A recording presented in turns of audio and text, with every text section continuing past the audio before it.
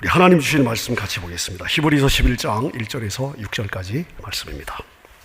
히브리서 11장 1절에서 6절까지 말씀 찾으셔서 우리 한 절씩 교독하도록 하겠습니다. 1절 제가 먼저 읽겠습니다.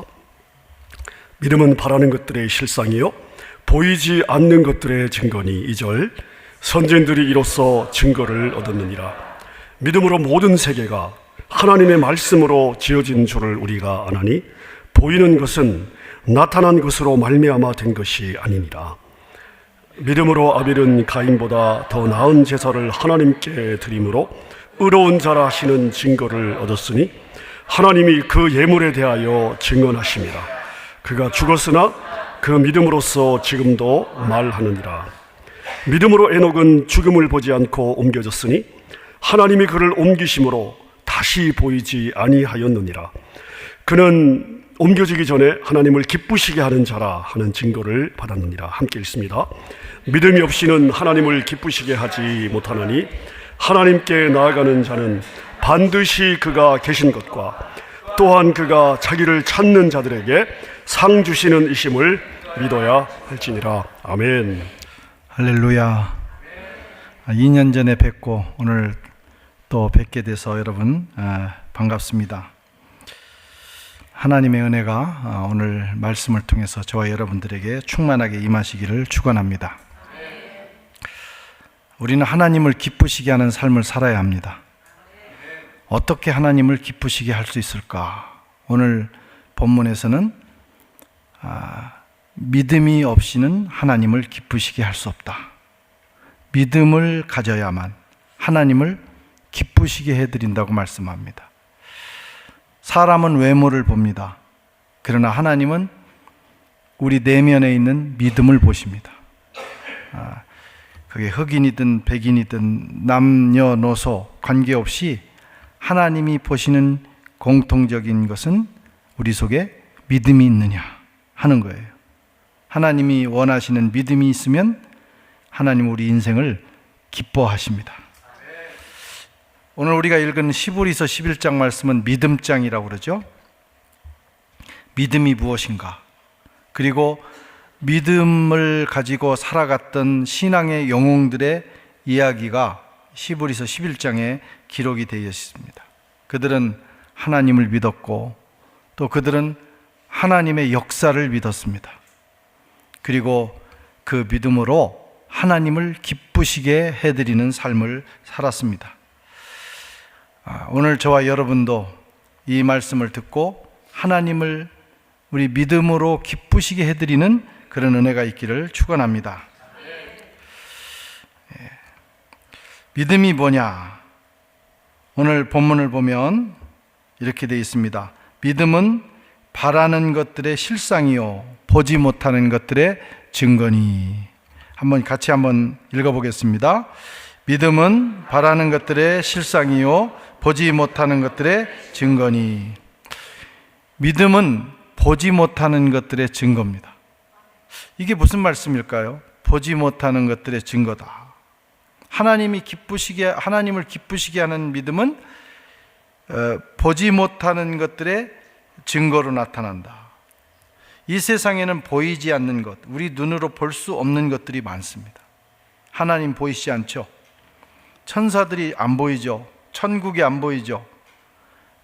또 눈에 보이지 않는 많은 것들이 존재하고 있어요. 그런데 믿음이 우리 속에 들어오면, 믿음의 안경을 쓰면 그것이 보인다는 것입니다. 눈에 보이지 않는 세계와 존재를 보게 하는 능력, 그것이 믿음이고 하나님은 그 믿음을 가지고 살아가는 사람들을 기뻐하신다는 거예요.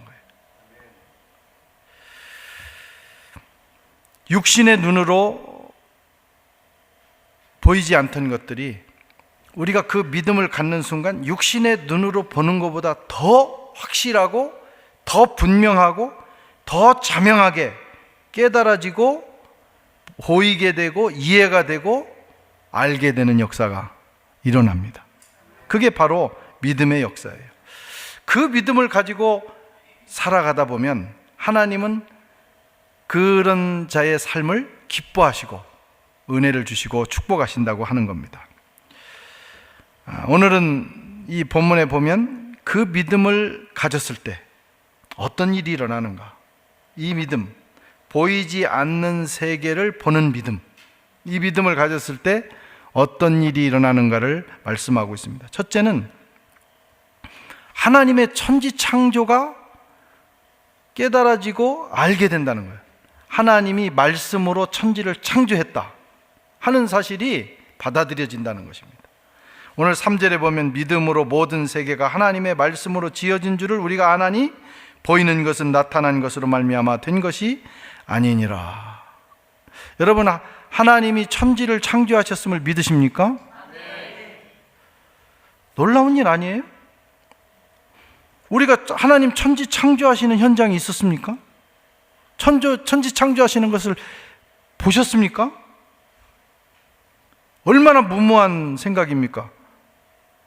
그런데 어느 날 믿음이 내게 들어온 이후로는 그것이 내가 마치 하나님 천지 창조하시는 현장에 있었던 것보다도 더 명확하게 받아들여지고 인정이 된다는 거예요. 그게 믿음의 여러분 기적입니다. 현대인들은 하나님의 천지 창조를 많이 부인합니다. 그리고 우리가 천지 창조를 증거하면 봤어? 이렇게 묻습니다. 봤냐고. 증거가 있으면 되라고, 그럼 믿겠다고. 꼭 봐야만 믿는 시대, 증거가 있어야만 인정하는 시대를 살고 있어요. 그래서 우리 기독교 일각에서는 창조과학회라는 걸 과학자들이 만들어서 하도 안 믿으니까, 크리스찬조차도 안 믿으려고 하니까, 이걸 인정을 안 하니까 하나님이 천지를 창조하셨다는 증거들을 모아서 논리적으로 설명을 하려고 애를 씁니다. 그래서 많은 연구 업적들이 나왔어요. 그 들어보면 굉장히 도움이 많이 됩니다. 그분들의 그 공로를 우리가 인정해야 합니다. 그러나 여러분, 그분들의 그 논리적인 설명과 증거가 없더라도 한 번도 우리가 그 강의를 듣거나 유튜브를 들어보지 않은 분들 중에도 하나님이 천지를 창조하셨다는 이 사실에 대해서 추후의 의심도 없이, 마치 옆에서 같이 하나님 천지 창조하실 때 거들었던 사람처럼 그 사실을 믿는 사람들이 있다라는 거예요. 그게 바로 저와 여러분인 줄로 믿습니다. 예. 그게 믿음의 기적이에요. 본 바도 없고 경험한 바도 없는데 태초에 하나님이 천지를 창조하시니라라고 하는 이 말씀을 가감없이 받아들이는 것. 여러분과 저에게 이 하나님 천지 창조가 그렇게 받아들여진다면 우리에게 이미 하나님이 기뻐하시는 믿음이 들어와 있는 것입니다. 여러분, 봤어? 증거가 있으면 내가 믿겠어. 이렇게 말하는 것이 굉장히 합리적인 것 같지만 매우 어리석은 일이기도 합니다. 하나님 천지 창조 외에도 가령 여러분 누구에게나 부모가 있죠. 어머니가 있으니까 태어났을 거 아니에요. 여러분들은 여러분들의 부모님이 여러분의 부모님인 줄 믿으십니까? 여기 상당히 그 불효자들이 많네. 네. 네. 다 믿고 있죠. 네. 저분이 내 엄마야, 아버지야 라고 누구나 받아들이고 있어요. 물론 그 사춘기 때 반항심에 의해서 어머니를 의심할 때가 있어요. 저분이 내 어머니일 리가 없어. 그때 이제 갈등이 생기고 그러면. 그건 하나의 반항심이지만, 그러나 우리 깊은 내면에는 그분이 내 어머니라고 하는, 아버지라고 하는 확신이 있어요. 봤습니까? 태어날 때 엄마 뱃속에 나오면서 이분이 우리 어머니네? 그렇게 확인했어요? 확인하지 않았습니다. 그런데 우리는 그것을 받아들여요. 친자 확인 검사, DNA 검사도 안 했어요. 그런데 어머니임을, 아버지임을 받아들인다 이거예요. 세상 그런 것도 그런데 하나님의 천지 창조도 마찬가지예요. 우리가 눈으로 보지 못했어도 그것을 받아들이는 능력이 믿음으로부터 옵니다. 여러분 이상하지 않습니까? 내가 하나님이 천지를 창조하셨다는 것을 믿고 있다는 사실이, 그게 믿음의 기적이에요. 그 믿음을 가지고 살아가는 사람을 하나님이 기뻐하신다. 하나님을 기쁘시게 해드리는 길이 따로 없어요. 이 믿음을 가지고 살아가면 돼요. 또 믿음은 어떤 역사를 일으키느냐? 신령한 예배를 드릴 수 있도록 우리의 예배를 변화시킵니다. 보이지 않는 것들을 믿는 믿음, 그것이 우리 예배를 변화시켜요. 4절에 보면 믿음으로 아벨은 가인보다 더 나은 제사를 하나님께 드림으로 의로운 자라 하시는 증거를 얻었으니. 창세기 4장에 최초의 예배가 나옵니다. 가인과 아벨의 예배. 가인은 자기 농산물을 가지고 하나님 앞에 드렸어요. 아벨은 목축을 하는 사람이니까 짐승을 드렸어요. 그런데 하나님이 가인 것은 거절하시고 아벨의 예배는 받으셨어요. 왜 그러셨을까? 뭐가 문제일까? 여러 가지 해석이 있어요. 그 중에 하나가, 일반적인 해석이, 가인의 예배에는 피가 없었다. 하나님 피를 좋아하시는데 피가 없는 제사를 드렸기 때문에 그렇다라고 해석을 합니다. 그러나 히브리서 기자, 오늘 이 본문의 히브리서 기자는 전혀 다른 해석을 내놨습니다. 뭐라고 해요? 믿음으로. 아벨은 믿음이 있었고 가인은 믿음이 없었다. 이게 오늘 성경의 정의입니다. 그래서 아벨의 제사는 하나님을 기쁘시게 했고 가인의 제사는 하나님 거절하셨다. 뭐가 문제예요? 믿음입니다. 어떤 믿음? 보이지 않는 것들의 증거. 보이지 않는다고 없다고 하는 것이 아니라 보이지 않을지라도 존재한다고 하는 사실을 인정하는 것, 그 믿음. 여러분, 하나님이 보입니까? 안 보입니까? 안 보이잖아요. 가인과 아벨의 예배를 드릴 때 하나님이 가인의 눈에는 안 보이고 아벨의 눈에는 보였습니까? 두 사람에게 다 보이지 않았어요. 그런데 아벨은 마치 하나님이 보이는 것처럼, 하나님이 자기들 앞에 와서 예배를 받으시는 것처럼 그 사실을 인정하고 예배를 드린 거예요. 이게 믿음입니다. 근데 아벨은, 가인은 그렇지 않았다는 거예요. 안 보이니까 그 하나님이 앞에 이 제사를 받기 위해서 오셨다는 사실을 인정하지 않은 거예요. 그래서 건성으로 드리고 의식적으로 드리고 그냥 의무적으로 드린 거예요. 그랬더니 하나님은 가인의 예배를 거절하셨습니다. 믿음이 없는 거예요. 보이지 않는다고 무시하는 거, 이게 믿음이 없는 겁니다. 여러분의 예배는 어떻습니까? 똑같은 장소, 똑같은 시간, 똑같은 순서로 예배를 드리고 있어요. 지금 이 시간에. 그런데 어떤 사람의 예배는 상달되고 어떤 사람의 예배는 거절됩니다. 어떤 사람의 예배는 하나님 기뻐 받으시고 어떤 사람의 예배는 받지 않으시는 거예요. 똑같은 시간에 지금 똑같이 드릴지라도 뭐가 문제입니까? 믿음이에요. 지금 우리 눈에 하나님 보이시지 않으시지만 성부, 성자, 성령 하나님께서 우리 예배를 받으시기 위해서 이 자리에 임재하셨다. 하나님의 영광이 여기에 가득하다. 하나님의 존재, 눈에 보이지 않지만 여기 계시다고 하는 그 하나님의 존재를 인정하는 그 믿음, 그 믿음이 우리에게 있을 때 하나님은 우리의 예배를 받으신다, 이런 말씀입니다. 여러분들의 예배는 어떤 예배입니까? 가인의 예배입니까? 아벨의 예배입니까? 아벨의 예배가 되기를 축원합니다.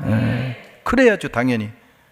아벨의 예배는 뭐예요? 하나님이 우리 눈에 보이지 않아요. 그러나 지금 LA 사랑의 교회 3부 예배에 하나님이 와셔서 보좌로 임하셔서 우리 예배를 받고 계시다.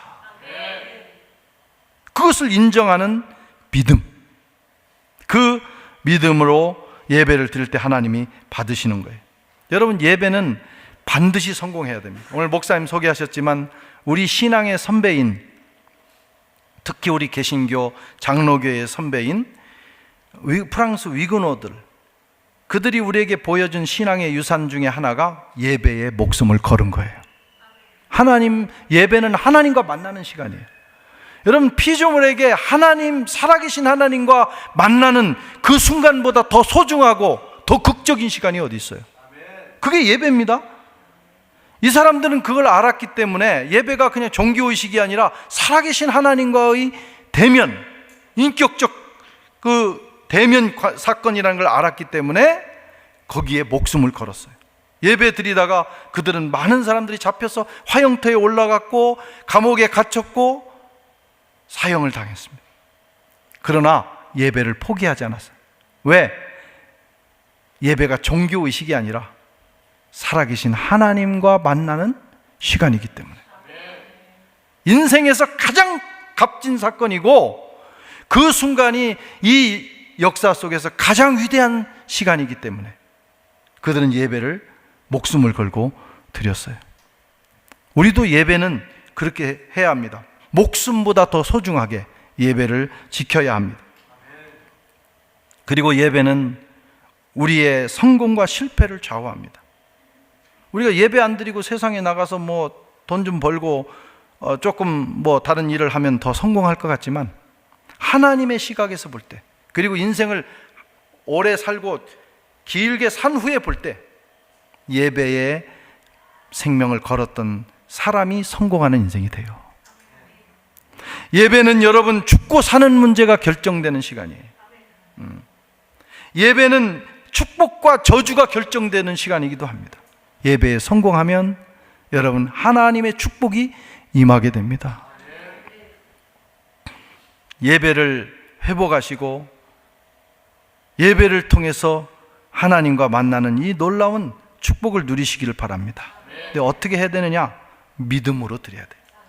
보이지 않는 하나님이 지금 여기 와 계시다, 그 사실 하나를 인정하고 드리면 그 예배가 신령한 예배가 되고 그 예배를 통해서 역사가 일어납니다. 그래서 하나님과 접촉이 이루어지면 구원의 역사, 치유의 역사, 회복의 역사가 일어나요. 기적의 시간입니다. 예배는.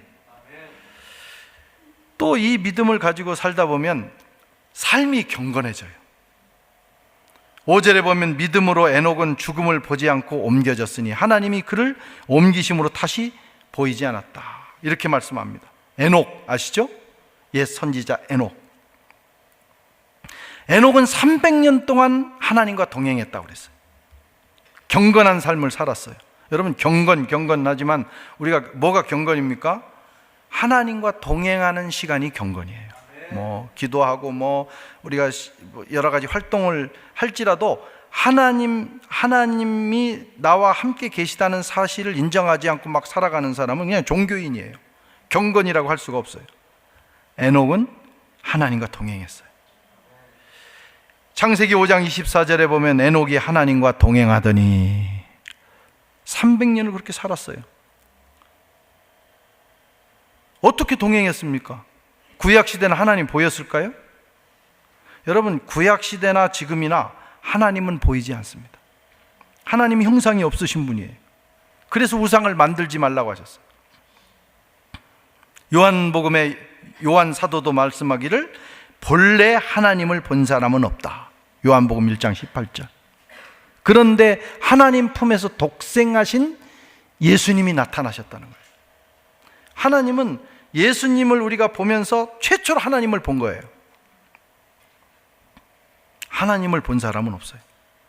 에녹도 마찬가지였어요. 근데 어떻게 보이지 않는 하나님과 동행합니까? 믿음으로. 어떤 믿음? 보이지 않지만 그분이 계시다. 내 눈에 보이지 않지만 그분이 내 옆에 계시다.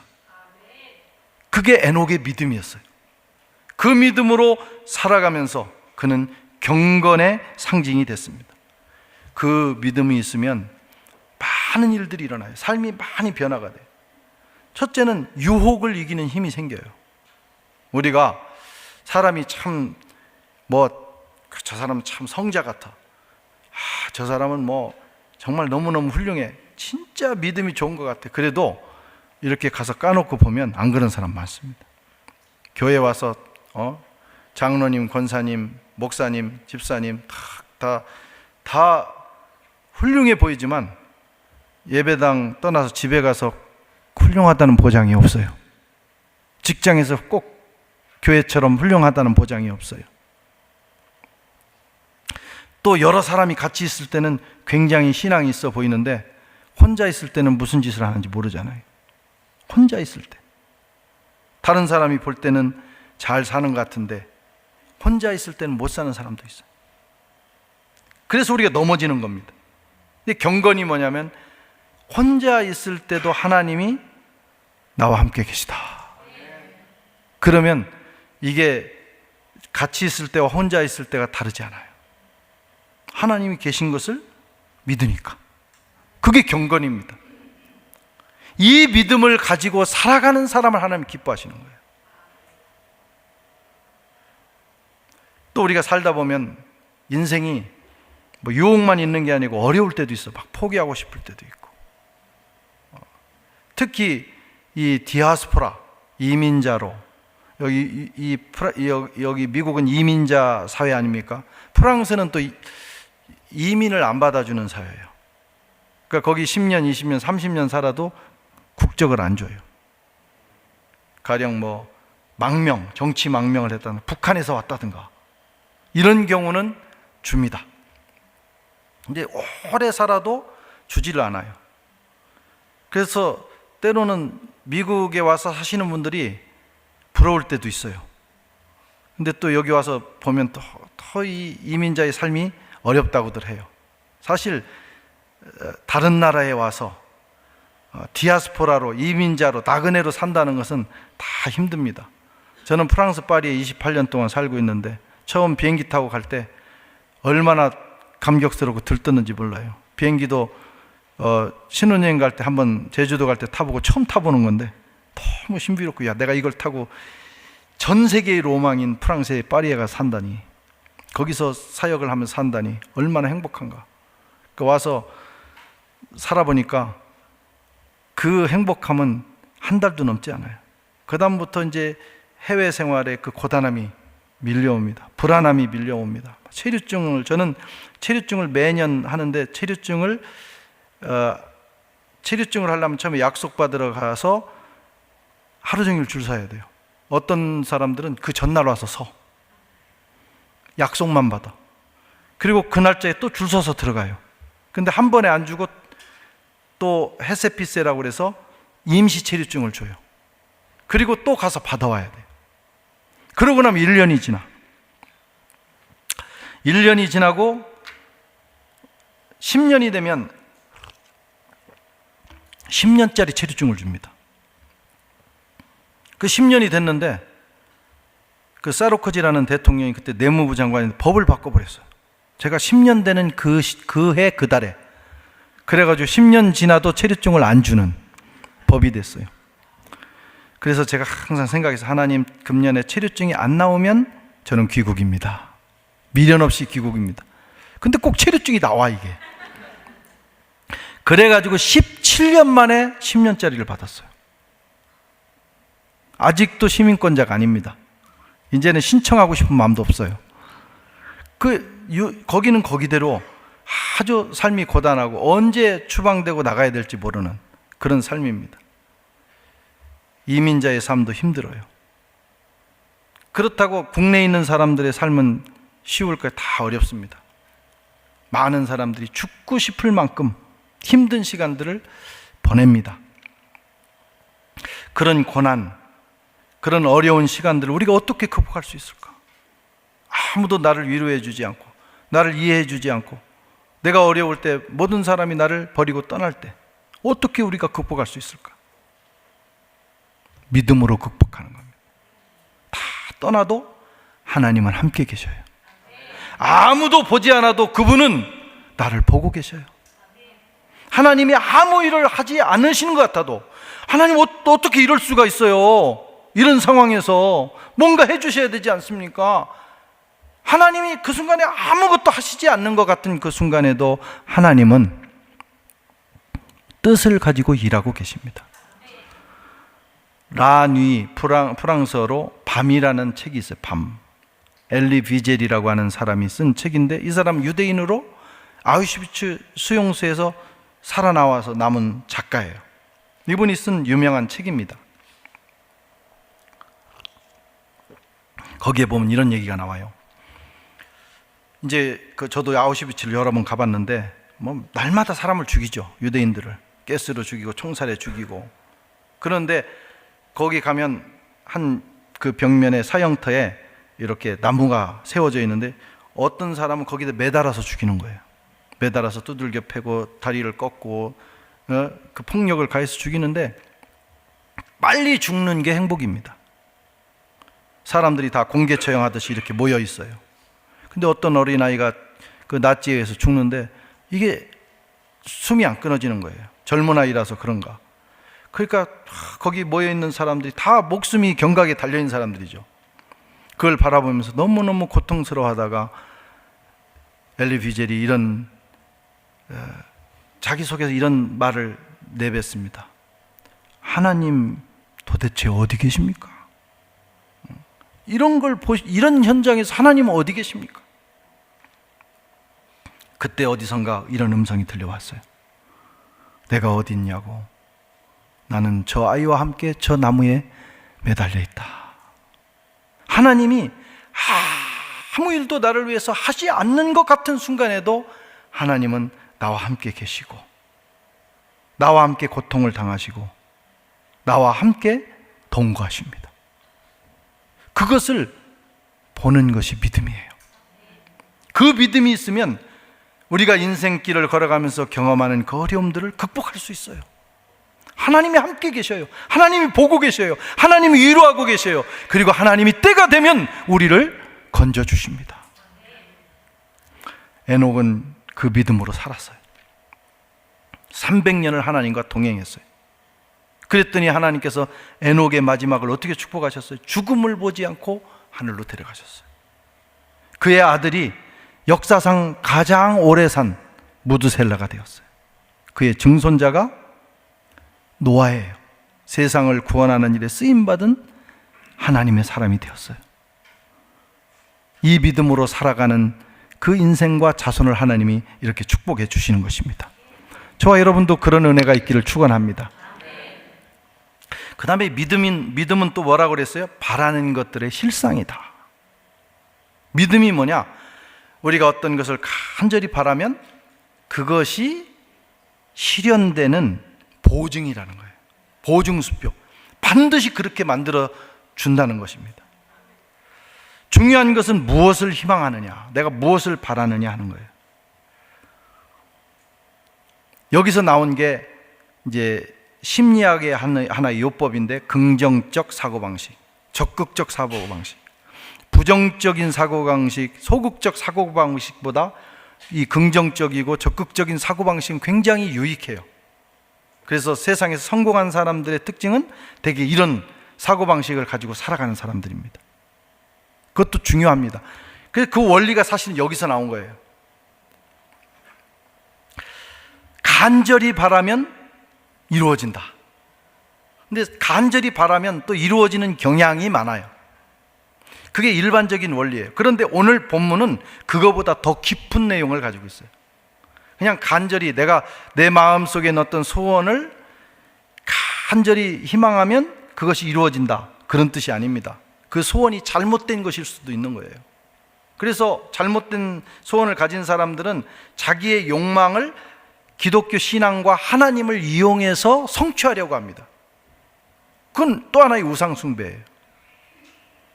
오늘 본문이 말하는 믿음이라는 건 뭐냐면 하나님이고, 그 대상이 하나님이시고 하나님의 약속입니다.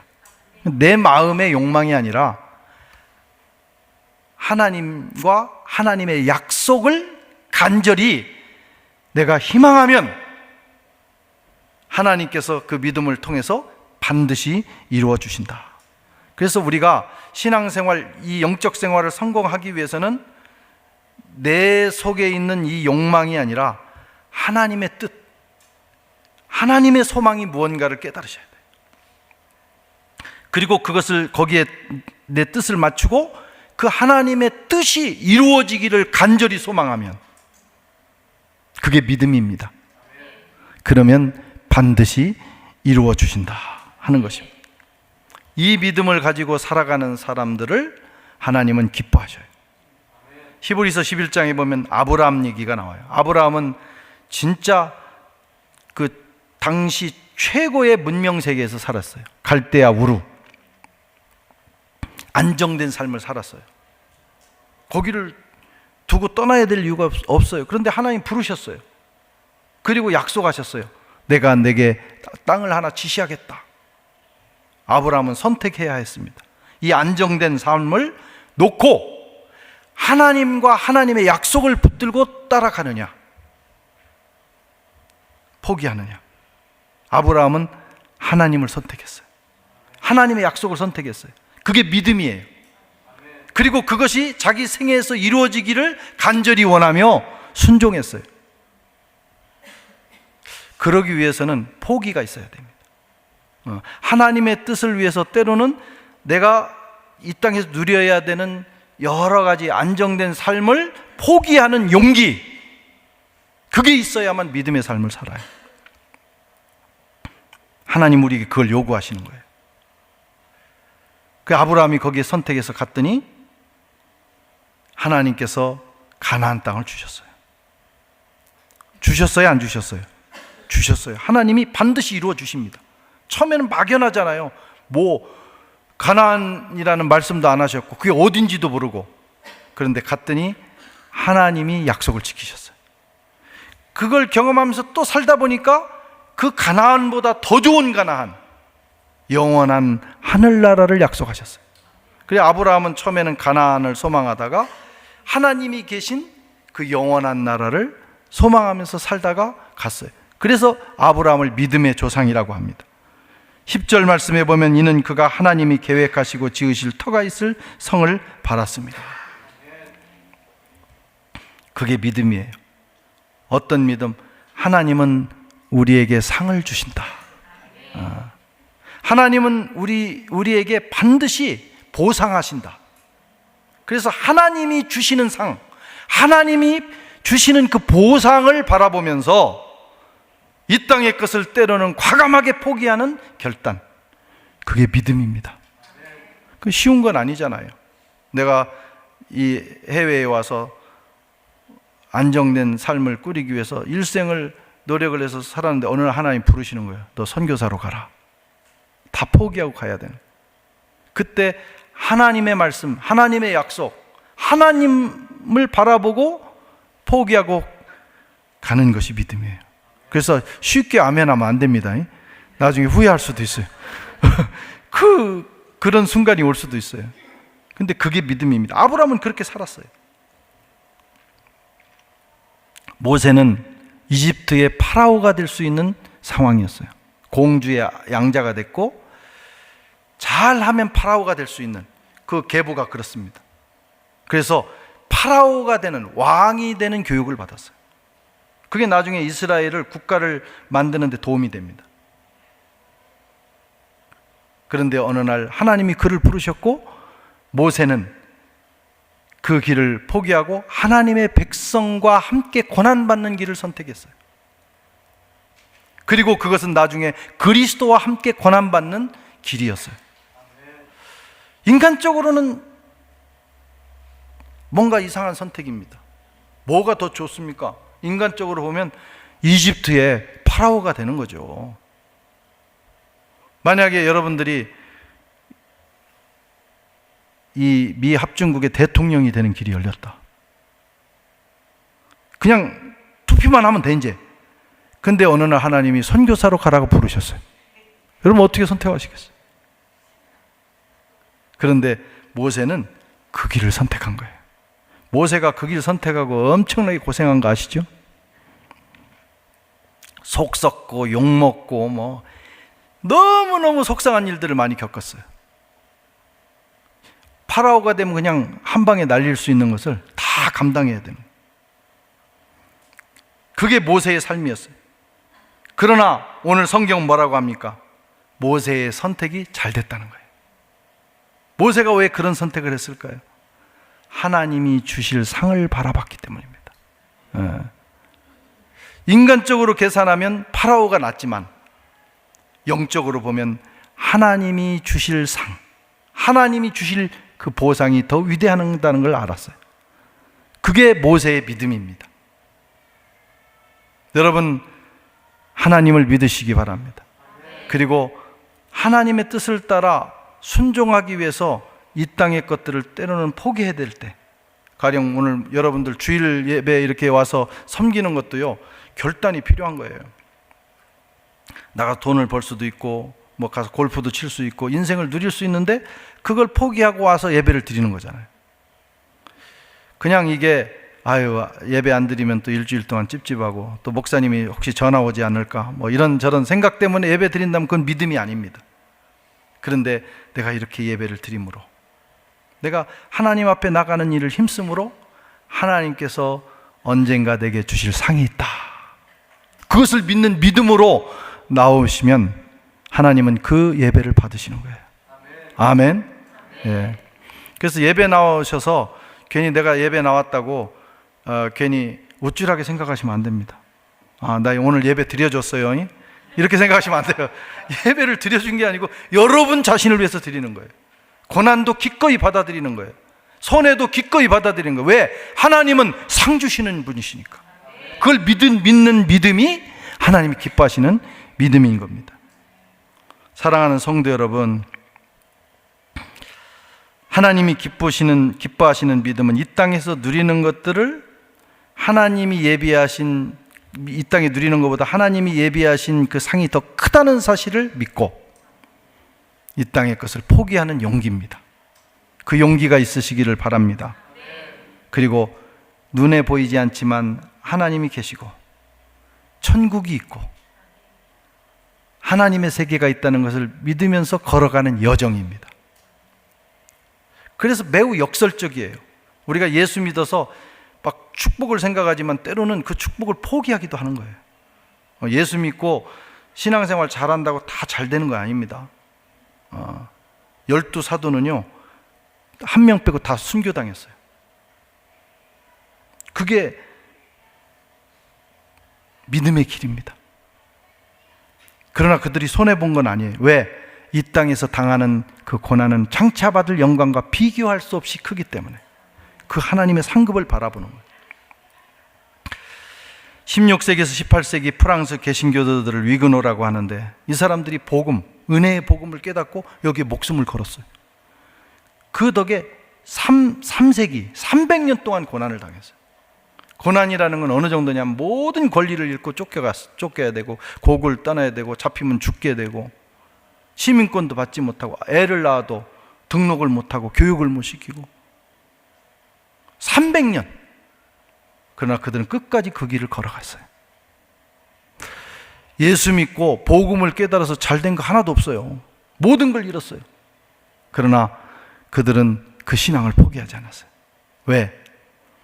그 고난의 현장에 하나님이 보고 계신 걸 알았기 때문에, 함께 계신 걸 알았기 때문에, 그리고 이 고난 이후에 하나님이 주시는 영원한 영광, 그 크기를 알았기 때문에. 전 아들이 둘이 있어요. 마지막 예배니까 조금만 한 몇 분 더 해도 되죠? 아들이 둘 있는데, 제가 1대 목사예요. 우리 집에서. 저희가 3대째 신앙인데 이제 처음 목사가 나왔고, 목사와 선교사가 1대 나오고 끊어지면 안 되잖아요. 그래서 아들 둘 중에 하나는 목사가 되면 좋겠다, 그래서 선교사로 살았으면 좋겠다. 그 기도를 하는데, 큰애가 이제 큰애를 바쳐야 되잖아요. 저도 원래 큰애여서 바쳐졌는데, 근데 얘는 죽어도 안 한다는 거예요. 그 가능성이 많이 있어요. 그 목회자의 마음이 있어요. 그리고 교회에서 평신도인데 일은 목회자보다 더 열심히 해요. 아주 군말 없이 합니다. 하라고 한 적이 없는데 열심히 해요. 근데 목사는 안 하겠다는 거예요. 그래서 지난달에 식사를 하면서 진지하게 물었어요. 너 왜 안 하려고 그러냐? 그랬더니 아빠, 나는 목사는 죽어도 안 해요. 왜 그러냐? 그랬더니 세상에서 가장 스트레스 받는 직업이잖아요. 그걸 내가 그 교회를 개척하면서 그 어려운 시절에 얘가 그걸 본 것 같아요. 막 집에 와가지고 또 막 그 스트레스를 막 또 부부간에 얘기하는 거, 또 이제 교인들이 수근수근 하는 얘기들을 다 들었던 것 같아요. 그래서 안 하겠다는 거예요. 그래, 그러면 너는 돈 열심히 벌어서 좋은 장로가 돼서 교회와 목회자를 섬겨라. 그렇게 하고 이제 끝냈는데, 둘째가 금년에 목사가 되기로 결심을 했어요. 얘가 매우 똘똘한 아이에서 프랑스에서 제일 좋은 고등학교를 나오고 이제 대학을 가는 그랑제골이라는 데를 가는 프레파 과정을 겪는데, 어느 날 제가 시골 교회 집회를 갔다 왔는데 새벽 2시에 저는 연구원에 가서 자요. 이 글을 쓰느라고. 근데 아내가 전화가 왔어요. 둘째 뻘이 학교를 자퇴했대요. 그리고 오늘 100유로 들고 집 나간대요. 얘가 청천벽력 같은. 근데 그게 추운 겨울이었어요. 근데 진짜 집을 나가버렸어. 100유로 들고. 돈을 줘도 안 받아. 독립하겠다는 거예요, 얘가. 그래서 저는 얘가 정신이 돌았나? 그 생각을 했어요. 조금 더 밀어붙이면 얘가 뭐 뛰어내리거나 뭐 그런 이제 생각까지 들어서 그냥 가만히 놔두고 기도만 한 거예요. 나가서 그 추운 겨울에 노숙을 하면서 생존을 했어요. 나중에 들어보니까 막 얼어 죽게 생기니까 공원에서 새벽에 막 몇 시간을 뛰었대요. 몸에 체온을 올리기 위해서.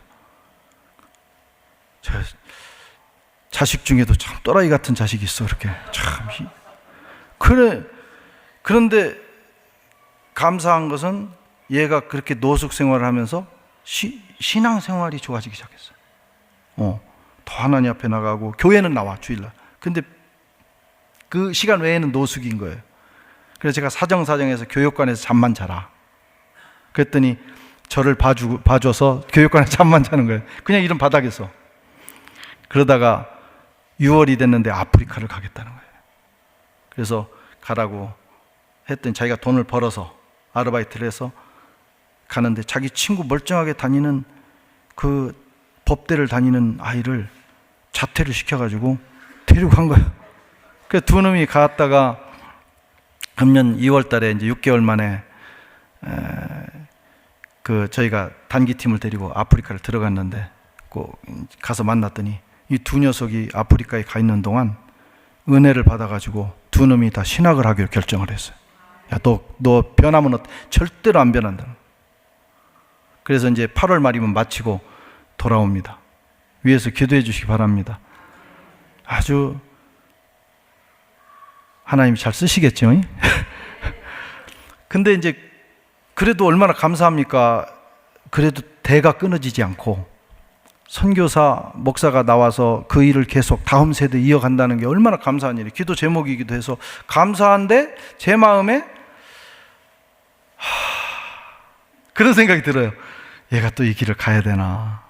나는 갔지만, 그런 시간을 보냈지만 얘가 잘 몰라가지고 간다고 한 거 아닌가 하면서 감사한 마음과 약간 짠한 마음이 드는 거예요. 참 인간이 못됐죠. 제 마음이. 이제 그런 시간을 보냈어요. 얘가 앞으로 이제 그 길을 걸어가면서 편안하게 더 영광 받으면서 살 수 있는 길을 포기하고 이 길을 간다고 생각하니까 부모로서는 좀 마음이 그렇더라고요. 근데 얼마 전에 전화가 왔길래, 야, 그래도 이제 내가 은퇴하고 나면 뭐 교회가 노후 보장을 해줄 수 있는 것도 아니고 그 너네 아들 둘이 해야지. 응? 그래도 부모를 도와줘야지. 그랬더니, 아빠, 나는 돈 못 벌어요. 형하고 상의하세요. 자기가 알아요. 그 길을 간다는 게 많은 걸 포기해야 된다는 걸 알더라고요. 그래서 마음은 짠했지만 그래도 바른 선택을 했고 바른 마음을 가지고 간다라는 생각 때문에 감사했습니다.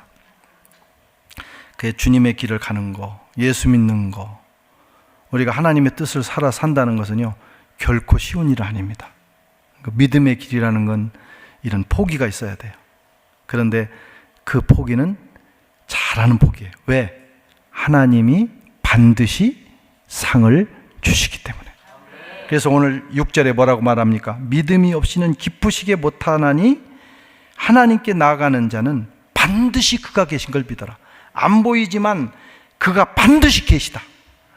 우리를 도우시는 하나님, 우리를 치료하시는 하나님, 위기에서 구원하시는 하나님, 그리고 우리를 불꽃 같은 눈으로 감찰하시는 하나님 계시다. 그리고 그가 자기를 찾는 자에게 상 주시는 이심을 믿어라. 그게 믿음입니다. 하나님은 상 주셔요. 그걸 믿으시기 바랍니다. 그러니까 우리가 봉사하고 헌신하고 희생할 때 오히려 감사하면서 해야 돼요. 왜? 하나님이 주실 상을 바라보기 때문에. 상을 쌓는 거예요. 그런 역사가 있기를 주의 이름으로 축원합니다.